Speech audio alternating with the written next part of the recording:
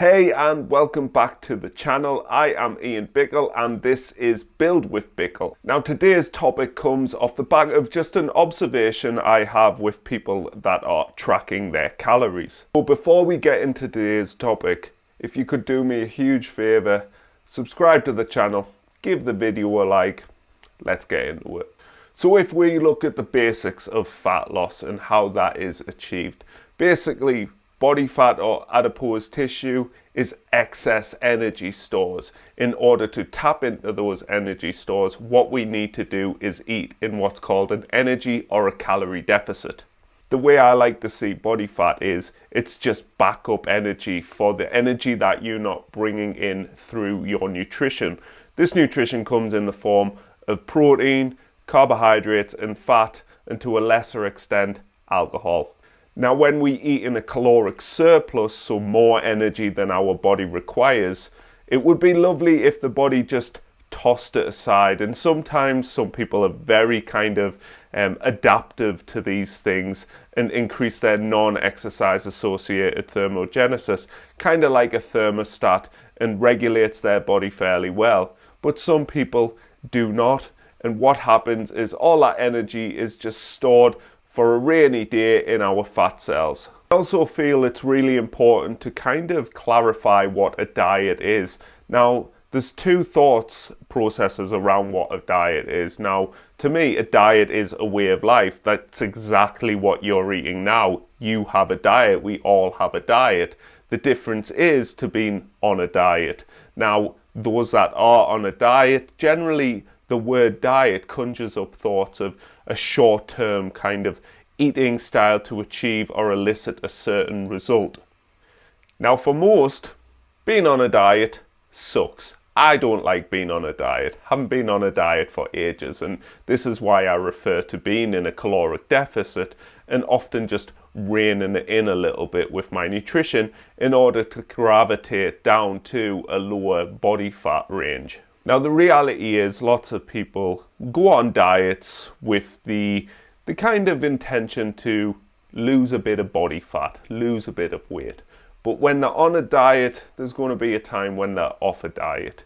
And this brings me to my point regarding the use of tracking calories on the likes of MyFitnessPal. Now we must accept and acknowledge that energy balance is king when it comes to weight management. But that does not necessarily mean that we need to count calories, but calories always count. Now using an app like MyFitnessPal, it can be useful for educating yourself on how many calories are in certain things. But eventually, once you've hit that kind of understanding level, we know what's in food. We know what's high in protein, high in calories, high in carbohydrates, high in fat, so on and so forth, high in sugar if we need to worry about that. But what I have noticed is people are quote unquote, in language that I hate, good when they are tracking, and when they are not tracking or when it's inappropriate to track or they can't track, they are bad. And all of the nutritional habits go out the window.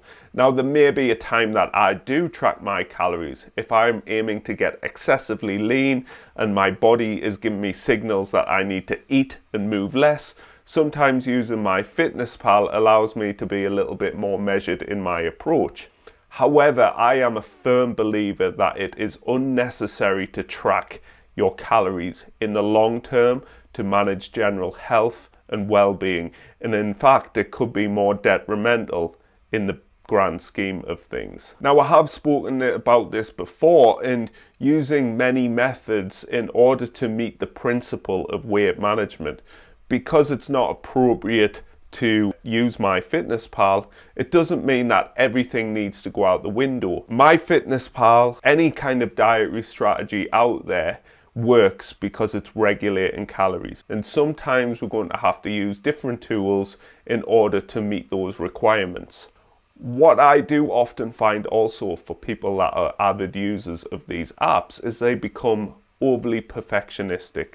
They're trying to hit macros, and quite often the hitting of macros other than protein isn't all that important. With my clients that do wish to track, I get them to track calories and protein consumption.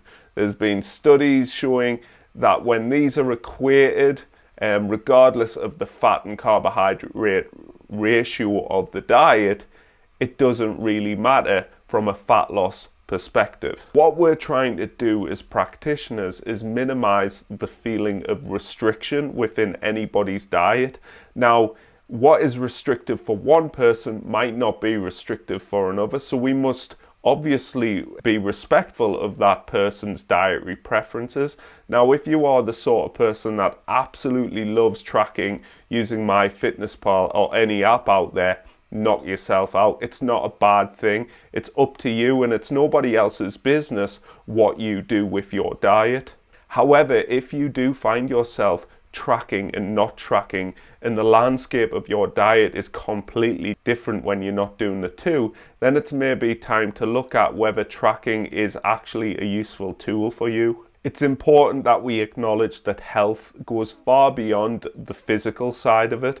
We need emotional health, psychological health, social health, and quite often using MyFitnessPal or some other app doesn't cater for these things. Now, again, with a lot of my clients, I do ask them if they do wish to track, to start using the quick add function a lot more in MyFitnessPal and getting more comfortable with not tracking but still having some sort of mindfulness around their nutritional intakes. The long-term goal should be completely being diet free and getting rid of the dieting mentality, the black and white approach towards your nutrition, being on or off, and operating within that gray area.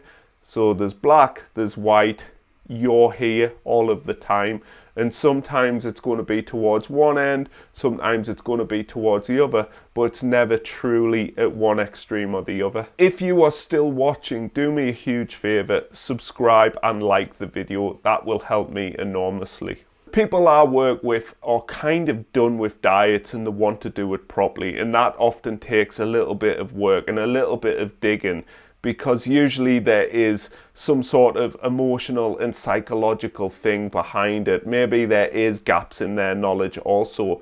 I try and teach my clients how to move the goalposts, and what I want to do with my YouTube channel is help more people by giving them the knowledge and the information that I've accumulated up over the past 15 years or so whilst working and, partaking in the health and fitness industry. I'm not ashamed to admit that I used to track calories and overly rigidly trying to hit my macronutrients. And whilst I was in good physical shape, I was probably psychologically in bad shape. And, it gave me great anxiety around food in situations where I couldn't be in control. And regardless to the degree that you track your calories, you and I are always in control of our nutritional choices and behaviors. It's quite easy to be told what to do, and this is why lots of conflicting and often mixed messages are out there regarding nutrition. And I am not saying calories don't matter, they absolutely do. To reiterate, calories do matter. However, you do not need to track them forever.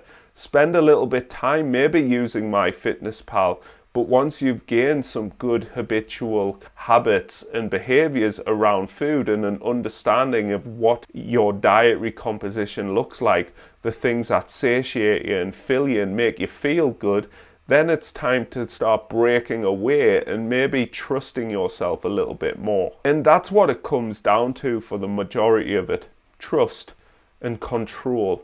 And MyFitnessPal often just gives the illusion of control and tracking. And this is an issue that I find people are kind of struggling with, is when everything is good in their life, they are fine. But when something goes wrong, or there's, curveballs, the weekend comes, which happens every week, by the way, anniversaries, holidays, all of that sort of stuff, everything goes out the window. Now, it's important that we learn and have some sort of intuition with our own nutritional choices. We learn to like pay attention to the signals that our body naturally produces in order to have long-term dietary success. And it's not challenging. And as I said, what you track in MyFitnessPal should be what you eat when you're not tracking in MyFitnessPal. Lots of protein, lots of vegetables, foods that fill you and make you feel good. You should enjoy your diet. Me, I enjoy tracking. I don't mind tracking at all, and when I bring it back in, it's not a stress. It's not a thing of where I'm going, oh, I have to track my calories again.